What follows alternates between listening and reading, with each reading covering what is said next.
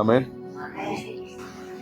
ഇപ്പോ ദൈവത്തെ വേണം. യേശുവിലേക്ക് പറയാണ്, നിങ്ങള്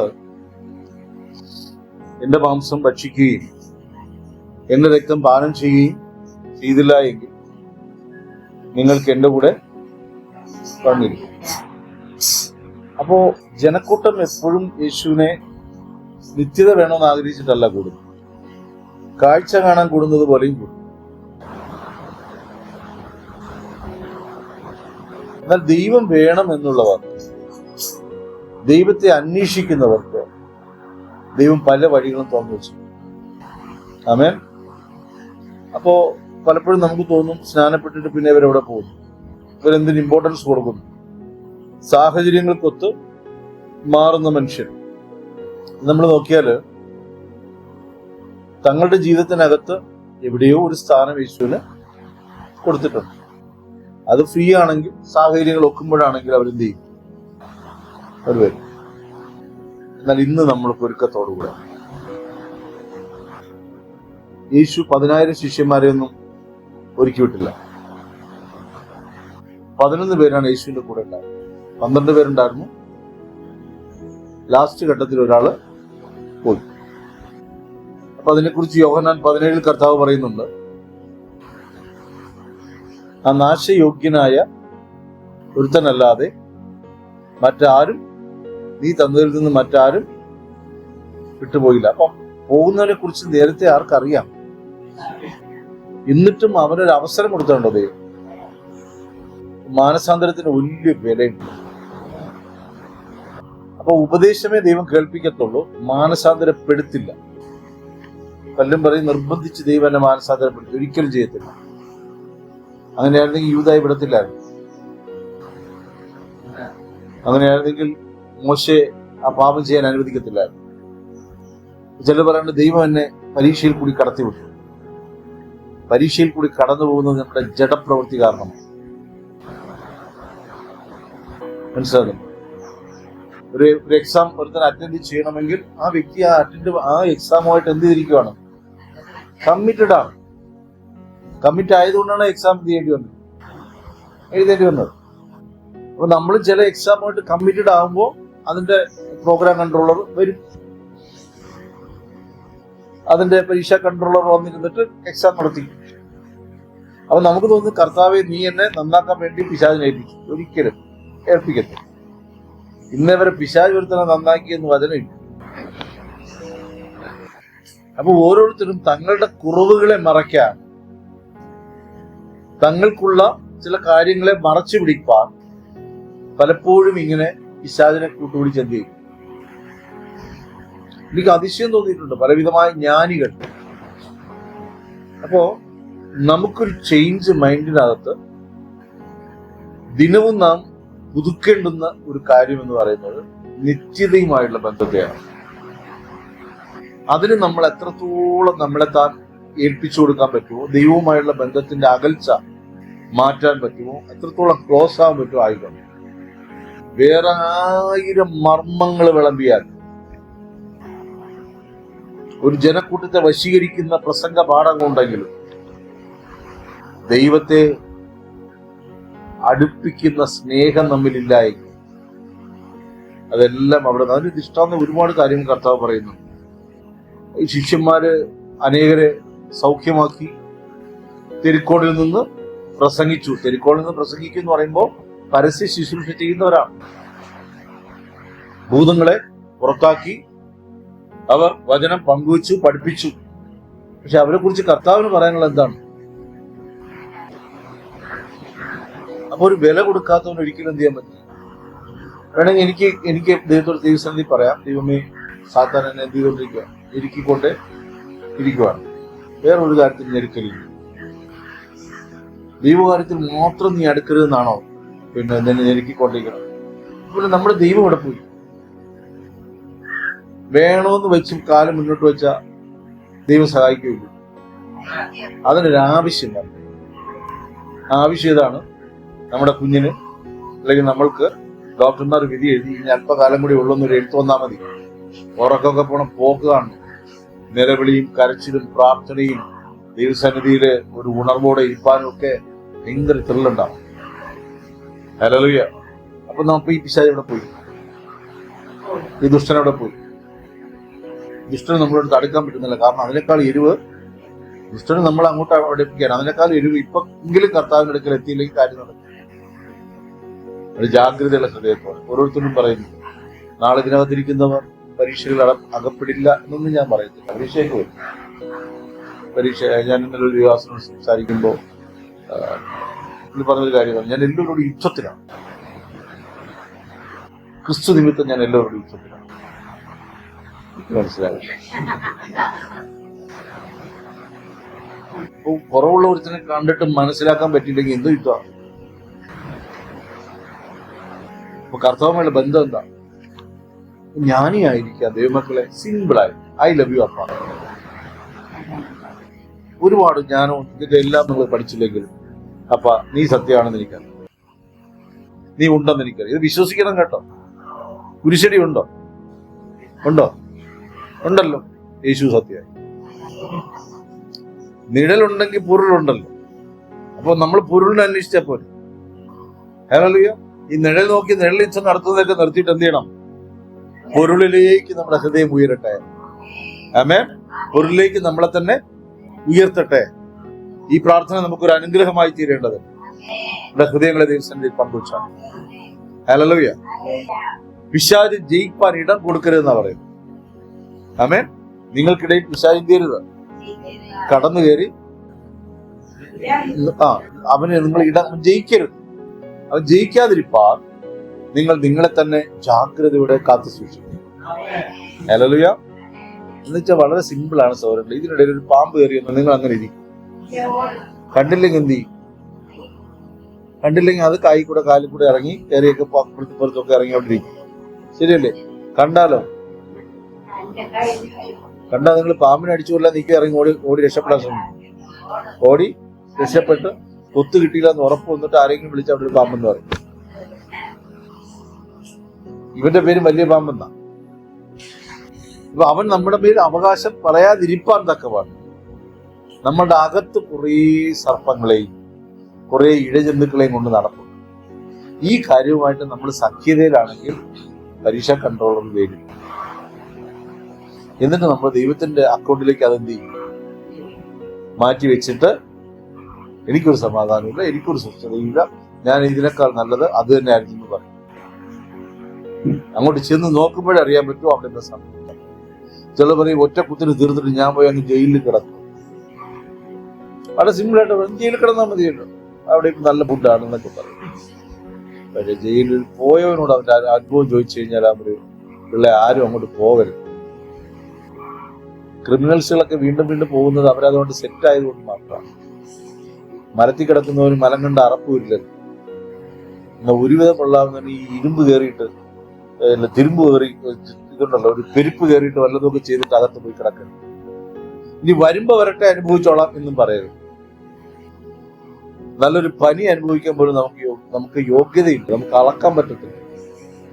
ഹല്ലേലൂയ. ഹല്ലേലൂയ. കർത്താവേ നിന്റെ ദാസന് ദിവ്യഗീതത്തെ നീ കാട്ടുക. എല്ലാവരും വായി തുറന്ന് പറയും, കർത്താവേ കർത്താവേ നിന്റെ ദാസന് ദിവ്യഗീതത്തെ നീ കാട്ടുക. ഹല്ലേലൂയ. നമ്മൾ വ്യാപരിക്കുന്ന, നമ്മിലേക്ക് പരിശുദ്ധാത്മാവിനെ തന്ന ദൈവത്തെ, ആത്മസാന്നിധ്യത്തെ നാം തിരിച്ചറിയേണ്ടത് ആ നമ്മുടെ അകത്ത് വസിക്കുന്ന ജീവന്റെ ദൈവവുമായുള്ള നമ്മുടെ ബന്ധത്തെ നാം നാൾക്ക് നാൾ തൊട്ടറിയേണ്ടതുമാണ്. ഹല്ലേലൂയ. മരവിപ്പും രോഗവും മഞ്ഞളിപ്പും ഒന്നും ബാധിക്കാതിരിപ്പാൻ, രോഗം ബാധിക്കാതിരിപ്പാൻ ഈ പച്ചപ്പ് നമുക്ക് ആവശ്യം. ഒരു കർഷകൻ ഒരു വിത്തിനെ നട്ടിട്ട് അത് മുളച്ച് അത് ഓരോ മുളപൊട്ടി ഓരോ ഘട്ടത്തിലും അതിനെ പരിപാലിച്ച് എല്ലാ ദിവസവും രാവിലെയും വൈകുന്നേരവും അതിനെ പോയി നോക്കി പരിപാലിച്ച് അതിൽ നിന്ന് ഫലം പുറത്തെടുത്ത് സന്തോഷിക്കുന്നത് പോലെ ദൈവം പരിശുദ്ധാത്മാവ് നമ്മളെ പരിശോധിച്ച്, പരിശുദ്ധാത്മാവ് നമ്മളെ താലോലിച്ച്, പരിശുദ്ധാത്മാവ് നമുക്ക് വേണ്ടതൊക്കെ തന്ന് നമ്മളെ ഫലം കായ്പിക്കാൻ അത്രേ ആഗ്രഹിക്കും. ആമേൻ. ഉൽപ്പത്തി പുസ്തകം 2-ാം അധ്യായം അതിന്റെ 1 മുതലുള്ള വാക്യങ്ങൾ വായിക്കാം.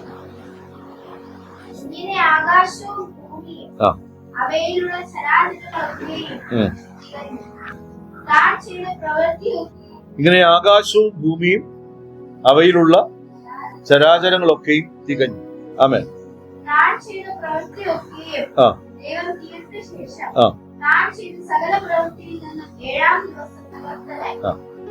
അപ്പൊ ദൈവം തന്റെ പ്രവൃത്തിയെ ആരംഭത്തിൽ തന്നെ തികച്ചു എന്ന് പറയുന്നു.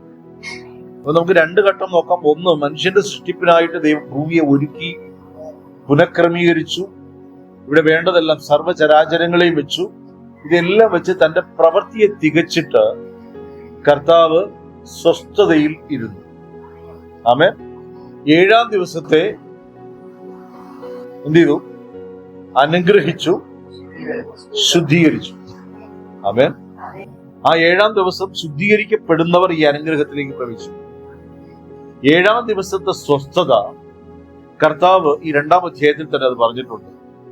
7-ാം ദിവസത്തെ സ്വസ്ഥത എന്നത് ദൈവം തന്നോട് കൂടെ ഇരിപ്പാൻ തിരഞ്ഞെടുത്തവർക്ക് വേണ്ടിയിട്ടുള്ളതാണ്. ഹല്ലേലൂയ. ആമേൻ. കർത്താവിനോട് കൂടെ ഇരിക്കുന്നവൻ അസ്വസ്ഥതയെ അറിയും. നമ്മളിപ്പോ ഏതൊക്കെ മേഖലകളിൽ അസ്വസ്ഥമായി കിടക്കുന്നോ, നമ്മുടെ ബുദ്ധിയിലും ജ്ഞാനത്തിലുമൊക്കെ തകർന്നടിഞ്ഞതിനെ പോലെ കിടക്കുന്നുവോ, ഇവിടുന്ന് എല്ലാം വിമുക്തനായി പുനഃക്രമീകരിക്കപ്പെട്ട സൃഷ്ടിയായി വീണ്ടും ജനിക്കപ്പെട്ടവനായി ക്രിസ്തുവിൽ തികഞ്ഞവനായി കർത്താവ് എങ്ങനെ ഇരിക്കുന്നുവോ അതുപോലൊരു സ്വസ്ഥത ദൈവം തന്റെ മക്കൾക്ക് വച്ചിരിക്കുന്നു. ഈ സ്വസ്ഥതയിൽ നാം പ്രവേശിക്കരുതെന്ന് ആഗ്രഹിക്കുന്നത് പിശാച് മാത്രമല്ല, നമ്മിലെ സ്വയവുമുണ്ട്. ഹല്ലേലൂയ. ഞാൻ അവന് മാർക്കൊന്നും ഇടുന്നൊന്നുമല്ല. വീണുപോയവനെ കുറിച്ച് അവന് വലിയ കാര്യമൊന്നുമില്ല. വീഴാനിരിക്കുന്നവരെ കുറിച്ച് മാത്രമേ വലിച്ചിടാനുള്ള താല്പര്യമുള്ളൂ. അതിൽ തന്നെ പോയിരിക്കുന്നവരോട് വീണ്ടും വീണ്ടും അവന് കാര്യങ്ങളൊന്നും കൊടുക്കേണ്ട ആവശ്യമില്ല. ഓട്ടോമാറ്റിക് ഇരുട്ടിലിരുന്നാൽ ഇരുട്ടിന്റെ ആ കറുപ്പ് നമ്മളെ സ്വാധീനിക്കും. വെളിച്ചത്തിൽ നിന്നാൽ വെളിച്ചത്തിന്റെ ആ വെളുപ്പ് നമ്മളെ സ്വാധീനിക്കും. ഹല്ലേലൂയ. വായിച്ച 7-ാം ദിവസത്തെ അനുഗ്രഹിച്ചു. 7-ാം ദിവസം നിവർത്തനായി. സകല പ്രവൃത്തിയിൽ നിന്നും അന്ന് നിവർത്തനായതുകൊണ്ട് ദൈവം 7-ാം ദിവസത്തെ അനുഗ്രഹിച്ചു, ശുദ്ധീകരിച്ചു. എഫെസ്യ ലേഖനത്തിൽ പറയുന്നു, ലോക സ്ഥാപനത്തിന് മുന്നമേ നമ്മൾ അവന്റെ ഹൃദയത്തിൽ ഉണ്ടായിരുന്നു. അപ്പൊ എല്ലാം തികച്ചു ഘട്ടം ഘട്ടമായി വെളിപ്പെട്ടുകൊണ്ടിരിക്കും. ആമേ. അതുകൊണ്ട് ഈ 2025 ജീവിച്ചിരിക്കുന്ന നാം 26-ലുണ്ടോ 27-ലുണ്ടോ എന്ന് നമുക്ക് അറിയത്തില്ല. കർത്താവിന്റെ വരവ് ഇന്നാണോ എന്ന് പോലും നമുക്ക് അറിയത്തില്ല, നാളെയാണെന്ന് അറിയത്തില്ല. അത് ആരെയും അറിയിച്ചിട്ടില്ല. ചിലർ പറയുന്നത് ഞങ്ങൾ കാണുന്നു, അങ്ങനെയൊന്നും അറിയിച്ചിട്ടില്ല. ഹല്ലേലൂയ. വചനമാണ് നമുക്ക് വിശ്വസിക്കാൻ. ഇതിൽ നിന്ന് ഇടത്തോട്ടോ വലത്തോട്ടൊന്നും മാറേണ്ട ആവശ്യമില്ല. ഇത് അങ്ങനെ തന്നെ ഒരു പൊട്ടനെ പോലെ പൊട്ടിയെ പോലെ നിഷ്കളങ്ക ഭാവത്തോട്ട് അങ്ങനെയാണോ എന്ന് കണ്ണുരുട്ടി വിശ്വസിക്കുക. മനസ്സിലാകുന്നുണ്ടോ? ഹല്ലേലൂയ. അല്ലെ പിന്നെ നമുക്ക് ഈ 2-ാം അധ്യായത്തിൽ വിശ്വസിക്കാൻ പറ്റത്തില്ല. അടുത്ത വായിച്ചാൽ ഭൂമിയും ആകാശവും സൃഷ്ടിച്ച നാട്, ആകാശവും ഭൂമിയും സൃഷ്ടിച്ചതിന്റെ ഉൽപ്പത്തി വയലിൽ ചെടിയൊന്നും അതുവരെ കണ്ടോ? അന്ന് വരെ ഒന്നും ഇല്ലായിരുന്നു വയലിൽ ചെടിയൊന്നും. ഇനി വയലിൽ സസ്യമൊന്നും മുളച്ചിരുന്നതുമില്ല. വയലുണ്ടായിരുന്നു. നമ്മളിപ്പോ വയലെന്ന് പറയുന്ന പോലെ ആയിരുന്നില്ല അന്നത്തെ വയല്. ഒന്നുമില്ലായിരുന്നു. ഇതിന്റെ പാടാം. ഒന്നുമില്ലായ്കയിൽ നിന്നെ ഒന്നുമില്ലായിരുന്നു. ഹല്ലേലൂയ. ആമേൻ. ആർക്ക് വേണ്ടിയിട്ട് ഇത് ഉണ്ടാക്കി വെക്കുന്നേ? ആമേൻ. സൂര്യൻ വാ കൊണ്ടൊന്നും പൊളിച്ച് തിന്നത്തൊന്നുമില്ല. വയലൊന്നും ഉണ്ടായിരുന്നില്ല. അടുത്ത മഴയും ആവശ്യമില്ലായിരുന്നു. അടുത്ത വയലില് വേല ചെയ്യാൻ ആളും ഉണ്ടായിരുന്നു. പക്ഷെ ഭൂമി ഉണ്ടായിരുന്നു കേട്ടോ. ഭൂമി ഉണ്ടായിരുന്നു. യേശു യോഹന്നാൻ 14 പറയുന്നു, എന്റെ പിതാവിന്റെ ഭവനത്തിൽ അനേക വാസസ്ഥലങ്ങൾ ഉണ്ട്. അതുണ്ട് കേട്ടോ. ഞാനതിനെ ഒരുക്കുവാൻ പോകും. ഒരുക്കി കഴിഞ്ഞാൽ ഞാൻ വരും. ഞാൻ വന്ന് എല്ലാവരെയും അല്ല, നിന്നെ ചേർത്തു. ആമേൻ. ഹല്ലേലൂയ. അപ്പൊ എന്നെ ചേർക്കാതെ പോകരുതേ. ഹല്ലേലൂയ. ആമേൻ. അപ്പൊ ഒരുക്കുന്നു എന്നുള്ളത്, മുൻപ് ഭൂമി ഉണ്ടായിരുന്നു, പക്ഷെ പുനഃക്രമീകരിച്ചപ്പോൾ നമുക്ക് വേണ്ടി ചിലതിനെല്ലാം ചെയ്തു. ചിലർ പറയാണ് ഇനിയും കർത്താവെ തരണം, ഇനിയും തരണം എന്ന്. നമ്മൾ ചോദിക്കുന്ന ഗാന്ധി തലയുള്ള നോട്ടാണ്. 500-ന്റെയും 1000-ന്റെയും 2000-ന്റെയും ഒക്കെ നോട്ടുകളാണ് നമ്മൾ ചോദിച്ചുകൊണ്ടിരിക്കുന്നത്.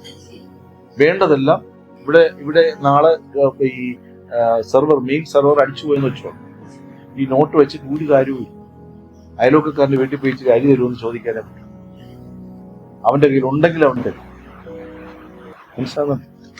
അപ്പൊ ഇന്നത്തെ പ്രമാണങ്ങളിൽ ഇരിക്കുന്ന പലതും നോക്കുകുത്തിയായി വരുന്ന ഒരു സമയം വരും. അതുകൊണ്ട് ഇപ്പൊ ജാഗ്രതയോടെ കർത്താവ് സമ്പന്നരാകും. ഒന്നുമില്ലാത്തൊരു കാലത്ത് ഉണ്ടായിരുന്ന സമയത്ത് വയലൊക്കെ അങ്ങ് വെച്ചു, വയലിനകത്ത് ചെടി വെച്ചു, എല്ലാം വന്നു. അടുത്ത വാക്യം വേഗത്തിൽ. കർത്താവുണ്ട് നിലത്തിലെ പൊടി കൊണ്ട് ഇതെല്ലാം ഉണ്ടാക്കിയിട്ട് നിലത്തിൽ നിന്ന് പൊടി കൊടുത്തു. നിലത്തിലെ പൊടിയിൽ നിന്ന് മനുഷ്യനെ നിർമ്മിച്ചു എന്നായിരുന്നു. ഒരു നിർമ്മാണ പ്രക്രിയ നടന്നു. ഹല്ലേലൂയ. ഇപ്പൊ നമുക്കൊന്നും ഡും ഉളവാകട്ടെ എന്ന് പറഞ്ഞപ്പോ അങ്ങനെ ഉളവായി വന്നു. ദൈവത്തെ നമ്മൾ ഒരു ശാസ്ത്രജ്ഞനായിട്ട് കണ്ടാൽ ഈ ഒരു ബോഡി, ഒരു ശാസ്ത്രജ്ഞൻ, ഞാനൊരു ശാസ്ത്രജ്ഞനാണെങ്കിൽ ഈ കുഞ്ഞിനുണ്ടാക്കാൻ ഞാൻ എന്തുമാത്രം പാടുപെട്ടു. കൈ സെറ്റ് ചെയ്ത് വെക്കുമ്പോൾ ഒന്നിച്ചിരി നീളം കുടിക്കും, പിന്നെ വീണ്ടും അടിച്ചു പൊളിച്ച് ഒന്നേന്ന് സെറ്റ് ചെയ്യാം, വെല്ല് വണ്ണം കുടിക്കും. നിങ്ങളുടെ ചെയ്ത് നോക്ക്. നിങ്ങളുടെ ഒപ്പ് പോലും വ്യത്യാസം. ഒരു പേപ്പറിൽ 10 ഒപ്പിട്ട് പോകും. ചിലർ വള്ളി കാണില്ല, ചിലർ വലിയ കാണത്തില്ല, ഒന്നും കാണത്തില്ല. ഇതാണ് നമ്മള്. എന്നാ കർത്താവ് പറയുന്നു നിലത്തിലെ പൊടിയിൽ നിന്ന് ജീവനില്ലാത്ത ഒന്നിൽ നിന്ന് അവൻ എന്നെ നിർമ്മിച്ചു എന്നായി. ഹല്ലേലൂയ. പൊടിയിൽ നിന്ന് നിർമ്മിക്കാൻ ഒരു കാരണമാണ്. ഈ 7-ാം ദിവസത്തിൽ കയറാൻ വേണ്ടിയിട്ടാ പൊടി നിർമ്മിച്ചു. അടുത്തത്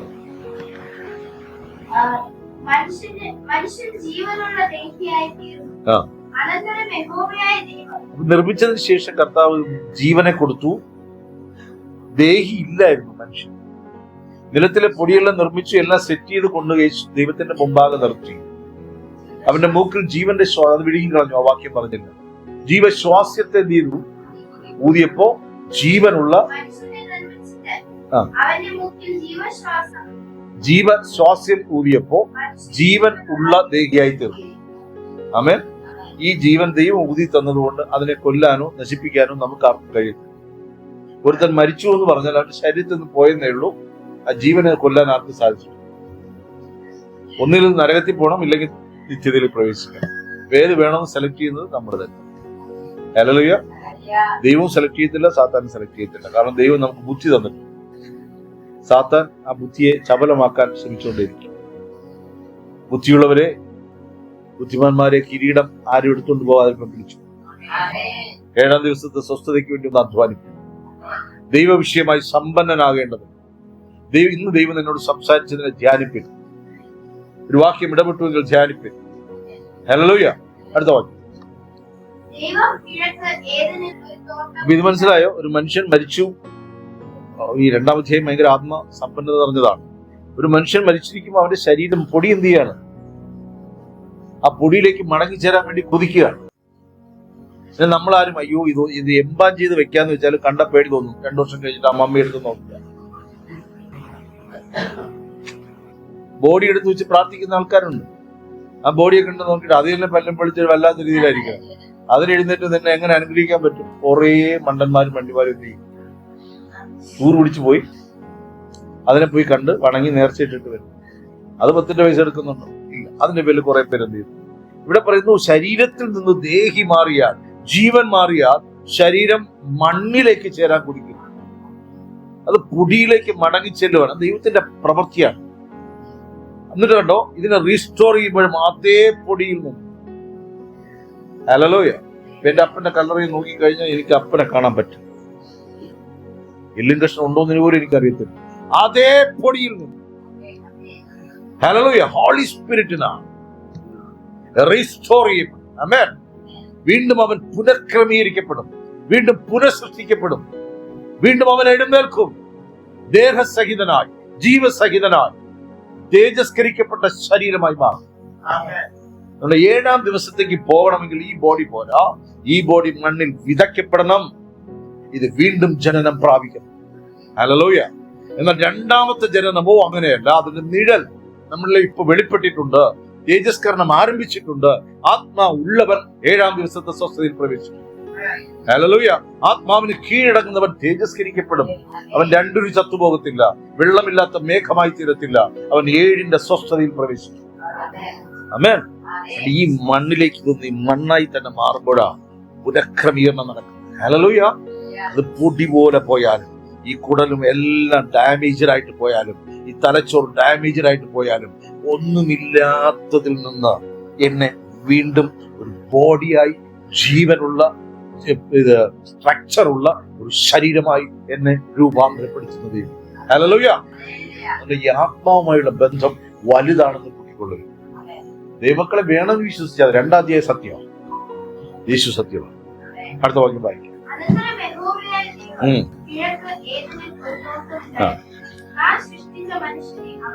കണ്ടോ, ഈ 1 മുതൽ ഇത് എത്ര വാക്യോ?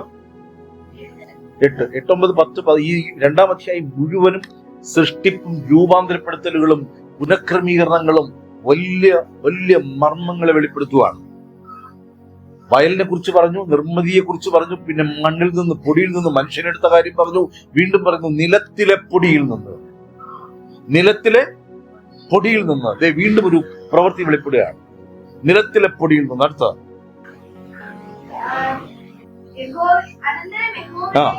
കിഴക്കേ ഒരു ഏതനുണ്ടാക്കി. കണ്ടോ, ഈ ഭൂമിക്ക് അപ്പുറം ഒരു തോട്ടം ഉണ്ടാക്കി. എന്നിട്ട് താൻ സൃഷ്ടിച്ച മനുഷ്യനെ അവിടെ കൊണ്ട് ചെന്നാക്കി. ഇനി നിങ്ങൾ ശ്രദ്ധിച്ചോണം, ഈ പോയിന്റ് പറഞ്ഞ് ഞാൻ നിർത്തും. കാൺമാൻ ഭംഗിയുള്ളതും തിന്മാൻ നല്ല ഫലമുള്ളതുമായ ഓരോ വൃക്ഷവും, നടുവിൽ ജീവവൃക്ഷവും അറിവിന്റെ വൃക്ഷവും. ഇത് മണ്ണിൽ നിന്ന് തന്നെ മുളപ്പിച്ചു. ഹല്ലേലൂയ. നമ്മൾ അല്പനേരത്തെ പാടി, പാവനമാം പട്ടണത്തിൽ ആരു കടന്നിടും, പാപമറ്റ ജീവിതം നയിച്ചവരല്ലോ, നീതിയായി നടന്നു പറഞ്ഞു മണ്ണിൽ, പാതിവൃക്ഷമുള്ള മണവാട്ടി മാത്രമേ. ക്വാളിറ്റിയുള്ള മണവാട്ടിക്ക് ഒരുക്കിയ സ്ഥലമാണ്. ഹേ മണ്ണേ, നീ തിരിച്ചറിയണം, മണ്ണിന്റെ പരിമിതിയിൽ ഇരിക്കുമ്പോഴും നിന്നെ മുളപ്പിച്ചൊരു ദൈവമുണ്ടെന്ന്. യെശയ്യാ 53 പറയുന്നു, അവൻ വരണ്ട നിലത്തു നിന്ന് ഒരു ഇളയ തൈ പോലെ മുളച്ചു വന്നു. ആമേൻ. നിലത്തിലെ പൊടിയിൽ നിന്ന്, നിലത്തെ മണ്ണിൽ നിന്ന് ദൈവം 4 കാര്യങ്ങൾ, 4 വൃക്ഷങ്ങളെ അവിടെ വെച്ചിരിക്കുന്നു. ഒന്ന്, കാൺമാൻ ഭംഗിയുള്ളതും ഏറെ ഫലങ്ങൾ ഉള്ളതുമായ നടുവിൽ ജീവവൃക്ഷവും, നന്മ തിന്മകളെ കുറിച്ചുള്ള അറിവിന്റെ വൃക്ഷഫലം. ആമേൻ. വൃക്ഷവും. ഇത് 4 നിലത്തിൽ നിന്ന്. ഞാൻ അതിന് ഒരു ഭാഗം എടുക്കുന്നു. ഈ നന്മ തിന്മകളെ കുറിച്ചുള്ളത് തിന്നു ചത്തു. ജീവന്റെ വൃക്ഷം ഭക്ഷിച്ചു, അവൻ ജീവൻ പ്രാപിച്ചു. എന്നെ തിന്നുന്നവൻ എൻ മൂലം ജീവിക്കും. ഹല്ലേലൂയ. എന്നെ ഭക്ഷിക്കുന്നവൻ. ഇത് ആര് പറഞ്ഞെന്നറിയോ? മറിയയുടെ ഉദരത്തിൽ നിന്ന് ഒരു ശരീരം സ്വീകരിച്ച യേശു ഭൂമിയിൽ വെച്ച് പറയുകയാണ്, ഭൂമിയിലുള്ള പൊടിയോട് പറയാണ്, ഹേ പൊടിയെ, നീ രൂപാന്തരപ്പെടേണ്ടതിന് എന്നെ ഭക്ഷിക്കണം. എന്റെ വചനം ഭക്ഷിക്കണം, എന്റെ ശരീരം ഭക്ഷിക്കണം. യേശു തന്നെത്താൻ നുറുക്കി തന്ന വചനം ഈ പൊടിയെ രൂപാന്തരപ്പെടുത്താനാണ്. ഹല്ലേലൂയ. ഹല്ലേലൂയ. ഒന്നുമില്ലാതിരുന്ന വയലിൽ നിലത്തിൽ നിന്ന് മുളപ്പിച്ചതുപോലെ കംപ്ലീറ്റ്ലി ചേഞ്ച് ആവുന്ന ഈ ശരീരത്തെ വീണ്ടും റീസ്റ്റോർ ചെയ്യുന്ന ഹോളി സ്പിരിറ്റ് തന്നെ പറയുന്നു, ജീവന്റെ വൃക്ഷഫലം ഭക്ഷിച്ച് ജീവൻ പ്രാപിച്ചവൻ, പാപം മോചിച്ച് കിട്ടി ജീവൻ പ്രാപിച്ചവൻ, അവൻ നിലത്തിൽ വീണാലും അവൻ പിന്നെ മുളയ്ക്കുന്നത് ശ്രദ്ധിച്ചോ, കാണാൻ ഭംഗിയുള്ളതും, ഹല്ലേലൂയ, ഫലങ്ങൾ കായ്ക്കുന്നതുമായി പുറത്തു വരും. ജീവവൃക്ഷം ഭക്ഷിച്ചവൻ, ജീവവൃക്ഷത്തിൽ പേർ എഴുതപ്പെട്ടവൻ, ജീവവൃക്ഷത്തെ തിരിച്ചറിഞ്ഞവരോട് പറയുന്നു, നഷ്ടപ്പെടുത്തി കളയരുതേ എന്ന്. ഹല്ലേലൂയ. കാണാൻ ഭംഗിയുള്ള ദേശം നമുക്കായി ദൈവം വച്ചിരിക്കുന്നു. മരിച്ച് മണ്ണോട് ചേർന്ന് കിടക്കുന്ന ബോഡി നീ രൂപാന്തരപ്പെടേണ്ടതിന്, നീ രൂപാന്തരം പ്രാപിച്ച് വീണ്ടും ജന്മം പ്രാപിച്ച് തേജസ് വാരി അടിഞ്ഞ് ആ ദേശത്തേക്ക് പോകേണ്ടതുണ്ട്. ഹല്ലേലൂയ. അവിടെ കർത്താവ് കണക്കിടുന്ന ഒരു കാര്യമാണ് ഏറെ ഫലങ്ങൾ. ഏറെ ഫലങ്ങൾ ഈ ഭൂമിയിൽ കാഴ്ചകൊള്ളുകയും. ഹല്ലേലൂയ. നാം ദൈവസന്നിധിയിൽ ഇരിക്കുമ്പോ, വിശ്രമിക്കുമ്പോ ദൈവത്തിന്റെ ആത്മാവിൽ പറയുന്നു, ഫലം കായ്ക്കാതെ പോകരുത്. ആമേൻ. എന്താ ഫലം എന്നറിയാമോ? ക്രിസ്തു എന്ത് ചെയ്തുവോ, കർത്താവ് എന്ത് ഭൂമിയിൽ വെളിപ്പെടുത്തിയോ, തന്നെത്താൻ ദൈവത്തെ എങ്ങനെ വെളിപ്പെടുത്തിയോ അത് വെളിപ്പെടുത്തേണ്ടത് നമ്മൾ അത്ര. ഹല്ലേലൂയ. നമ്മൾ പറയും, ഇപ്പൊ നമ്മളെക്കാൾ നല്ല മനുഷ്യർ ഈ ഭൂമിയിൽ ഇല്ലേ? ഇല്ലേ? നല്ല രീതിയിൽ വസ്ത്രധാരണം ചെയ്ത് നടക്കുന്നവരില്ലേ? സൗന്ദര്യമുള്ളവരില്ലേ? നമ്മളുടെ സ്വഭാവത്തെക്കാളും നല്ല സ്വഭാവമുള്ള എത്ര പേര് ഇതിനകത്തുണ്ട്, ഈ ഭൂമിയിലുണ്ട്. പതുക്കെ മാത്രം സംസാരിക്കുന്നവരില്ലേ? ഇല്ലേ? ഉണ്ട്. അവരുടെയൊക്കെ ഈ ശാന്ത സ്വഭാവം കണ്ടു കഴിഞ്ഞാൽ നമുക്ക് ചാടിച്ചാകാൻ തോന്നും. ഒരു വാക്ക് പോലും ജീവിതത്തിൽ കള്ളം പറയാത്ത മനുഷ്യരുണ്ട്. സ്വർഗത്തിൽ പോകണമെങ്കിൽ അതുപോലെ. ഹല്ലേലൂയ. അവന് പ്രതിഫലം കിട്ടും. ചിലർ ചോദിക്കാറുണ്ട്, ഞാൻ എന്ത് തെറ്റ് ചെയ്തിട്ടാണ് എന്റെ കുഞ്ഞിങ്ങനായി പോയത്? ചില വീടുകൾ നല്ല അപ്പനും അമ്മയ്ക്കുവാ, പക്ഷെ മക്കളെ എങ്ങനെ പോയി? പേടായി പോയി. ദൈവമക്കളെ, ഒരു കാര്യം ശ്രദ്ധിച്ചോ, നമ്മൾ വല്ല വഴിക്കും വന്ന് വളഞ്ഞു കുത്തി ഇതിനകത്ത് കയറിയതല്ല. ആമേൻ. ഞാൻ രൂപാന്തരപ്പെടേണ്ടത് ആവശ്യം, കർത്താവിനെ വെളിപ്പെടുത്തേണ്ടത് ആവശ്യം. നിങ്ങൾ ആരെ വെളിപ്പെടുത്തണമെന്നറിയാമോ? നിങ്ങളുടെ അപ്പനെ വെളിപ്പെടുത്തും. നമുക്കൊരു താല്പര്യമില്ല ഈ അപ്പനെ വെളിപ്പെടുത്താൻ. ശരിയല്ല? ഭൂമിയിലെ എന്റെ അപ്പനെ വെളിപ്പെടുത്താൻ എനിക്ക് താല്പര്യമില്ല. ചിലവർ അപ്പനെ പോലെ ഇരിക്കുന്നു. അപ്പന്റെ എല്ലാ സ്വഭാവവും അതും പറയും. കുരുത്തക്കേട് കണ്ട ഉടനെ എന്ത് പറയും? നിന്റെ അപ്പനും ഇങ്ങനെ തന്നെ ആയിരുന്നടാ. നല്ലതാണെങ്കിലോ എന്റെ നല്ല സ്വഭാവം പറയും. എന്റെ നല്ല ക്വാളിറ്റീസ് ഒക്കെ ഉണ്ട്. അപ്പന്റെ എല്ലാ കുരുത്തക്കേട് നോക്ക്. നമുക്ക് നമ്മുടെ അപ്പനെ വെളിപ്പെടുത്തണ്ട, ഭൂമിയിലെ അപ്പനെ വെളിപ്പെടുത്തണ്ട. അതാരെങ്കിലും ഒക്കെ വെളിപ്പെടുത്തിക്കൊള്ളട്ടെ. സ്വർഗത്തിലെ അപ്പനെ ഭൂമിയിൽ പ്രസ്താവിപ്പാൻ, വെളിപ്പെടുത്തുവാൻ, രൂപാന്തരപ്പെടുത്തുന്ന കൃപയെ കാണിച്ചു കൊടുക്കുവാൻ ദൈവം നമ്മെ അഭിഷേകം ചെയ്തിരിക്കുന്നു. യേശയ്യ 61 പറയുന്നു, അനേകരോട് സുവിശേഷം വിളമ്പുവാനും ഹൃദയം നുറുകിയവന് മുറിവ് കെട്ടുവാനും രൂപാന്തരപ്പെടുത്തുവാനും ഈ അഭിഷേകം നിന്റെ മേൽ വെച്ചിരിക്കുന്നു. ഹല്ലേലൂയ. അത് നമ്മുടെ മേൽ വെളിപ്പെടുമ്പോ ദൈവമക്കളെ, നാം പൂർണ്ണ ഹൃദയത്തോടെ വിശ്വസിക്കണം, എന്റെ കർത്താവ് എന്നെ രൂപാന്തരപ്പെടുവാനും അവനോടുകൂടെ ഇരിപ്പാനും 7-ാം ദിവസത്തെ സ്വസ്ഥതയിൽ ഇരിക്കേണ്ടതിനും വിളിച്ചിരിക്കുന്നു. ആമേൻ. എപ്പോഴും ഒരു ക്രിസ്ത്യാനിക്ക് മരവിപ്പുണ്ടാകുന്നു. എപ്പോഴാണോ നിത്യതയുമായുള്ള കണക്ഷൻ വിടുമ്പോ ഹോളി സ്പിരിറ്റിന് നമ്മളെ ഒന്നും ചെയ്യാൻ പറ്റും. ചില പറയും പരിശുദ്ധമാങ്ങി ചെയ്തോളൂ. വാഗ്ദത്തങ്ങളുണ്ടല്ലോ. ദൈവം ഇതൊന്ന് മനസ്സിലാക്കുക. നമ്മൾ അപ്പനെ മാനിച്ചില്ലെങ്കിൽ പരിശുദ്ധാത്മാവ് നമ്മളെക്കാൾ നല്ല പ്രൗഢിയുള്ള ആളാണ്. ഹല്ലേലൂയ. നമ്മൾ അഹങ്കാരിയെങ്കിൽ അതിന്റെ അപ്പുറം പ്രൗഢി ഉള്ള ആളാണ് പരിശുദ്ധാത്മാവ്. അതുകൊണ്ട് പൊന്നുമക്കളെ, ഒന്ന് എന്റെ പിന്നാലെ വരും, ഒന്ന് വരുന്ന ആരാധിക്കും, ഒന്നും കർത്താവ് വരുത്തില്ല. ഹല്ലേലൂയ. കേൾപ്പിക്കും. അതുകൊണ്ട് 7 സഭകളോടും പറഞ്ഞു, കേൾപ്പാൻ ചെവിയുള്ളവൻ കേൾക്കട്ടെ. ആത്മാവ് സഭകളോട് പറയുന്നത് എന്തെന്നാൽ, അവിടെ ഒരു വാക്ക് ചെവി, ചെവി തുറന്നു കേൾക്കട്ടെ. അതിന്റെ അർത്ഥം കേൾക്കാത്തവരുണ്ടെന്നല്ലേ, അനുസരിക്കാത്തവരുണ്ടെന്നല്ലേ, പ്രത്യാശയുള്ളവരായി. ഹല്ലേലൂയ. ഈ കാണുവാൻ ഭംഗിയുള്ള, മരിച്ചു കിടക്കുമ്പോൾ മാത്രമല്ല. ഞാൻ ഇന്നലെ ഒരു ഭരണ വീട്ടിൽ പോയപ്പോൾ അവിടെ പാടുന്നൊരു പാട്ടാണ്, യാത്ര ചെയ്യും ഞാൻ ക്രൂശേ നോക്കി. ഈ പാട്ട് അവിടെ പാടുമ്പോ ഞാൻ ആ പാട്ടിനൊപ്പം ഇങ്ങനെ നടന്നപ്പോ ഏതോ മരിച്ച വ്യക്തി എഴുതിയ പാട്ടാണെന്ന് എനിക്ക് തോന്നി. ഇത് മരണപ്പാട്ടാണ്, ഇത് പുറത്ത് പാടരുത്. നോ, മരിച്ച ആളിത് കേൾക്കുന്നേ. ജീവിച്ചിരുന്ന മനുഷ്യൻ എഴുതുകയാണ്. ക്രിസ്തുവിൽ പ്രത്യാശയുള്ള സഹോദരി എഴുതി വെക്കുകയാണ്, യാത്ര ചെയ്യും ഞാൻ ക്രൂശേ നോക്കി, യുദ്ധം ചെയ്യും ഞാൻ യേശുവിനാൽ, ജീവൻ വച്ചിടും രക്ഷകനാ, അന്ത്യശ്വാസം വരെയും. കരങ്ങൾ തുറന്നു വയ്ക്കുക. ഒരു നിമിഷം നമുക്ക് പ്രാർത്ഥിക്കാം. കർത്താവേ, അങ്ങയുടെ സന്നിധിയിൽ ഞങ്ങളെ സമർപ്പിക്കുന്നപ്പ, അങ്ങയുടെ ആത്മാവുമായി സഖ്യതയിലാകുവാൻ കർത്താവെ, അങ്ങയെ നഷ്ടപ്പെടുത്തുന്ന യാതൊന്നും ഞങ്ങളുടെ മേൽ വെളിപ്പെടാതെ അന്ത്യത്തോളം അങ്ങേക്ക്, സഭയ്ക്ക്, മനുഷ്യരുടെ മുമ്പാകെ വിശ്വസ്തരായിരിക്കാൻ ഞങ്ങളുടെ കപട സ്വഭാവങ്ങളും വ്യാജഭാവങ്ങളും വിട്ടപ്പ അങ്ങേക്ക് വില തരുന്ന മക്കളായി തീരേണ്ടതിന് അങ്ങയുടെ മുമ്പാകെ ഞങ്ങളെ താഴ്ത്തി സമർപ്പിക്കുന്നപ്പ Zahadilo Sharavino Koliada Iliki Valohi Elohim Hatina Lisharama Zinalia Tuminolokoraminama. കർത്താവേ, നിന്റെ നാമം ഞങ്ങളിൽ നിന്ന് ഒരിക്കലും അകന്നു പോകരുതേ അപ്പ. നിന്റെ ആത്മാവ് കർത്താവേ, നിന്റെ സാന്നിധ്യം അപ്പ എപ്പോഴും അനുഭവിക്കുന്നവരായി, ദിനം പ്രതി രൂപാന്തരപ്പെടുന്നവരായി, അന്ത്യത്തോളം വിശ്വസ്തരായി നിങ്ങളുടെ സഭയിലപ്പ അവയവങ്ങളായിരിക്കാൻ അങ്ങ് ഞങ്ങളെ ശക്തിപ്പെടുത്തണമേ.